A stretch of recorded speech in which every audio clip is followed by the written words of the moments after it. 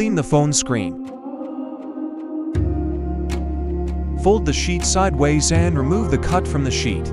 Make sure all 3 layers are removed from the sheet. Place the cut over the phone. Check if the alignment is correct. If the alignment is incorrect, lift all the 3 layers and adjust the alignment. If the alignment is correct, holding on to the mark sticker, lift the hydrogel from the vertical side to the midpoint and gently push the bottom layer outward using the squeegee. Follow the same procedure on the opposing side.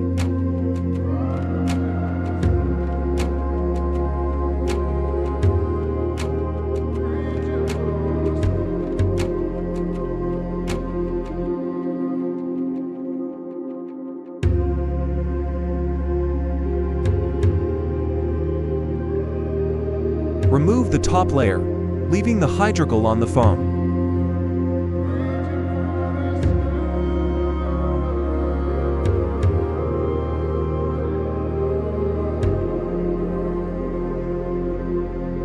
Using the squeegee, push out the bubbles in the corners.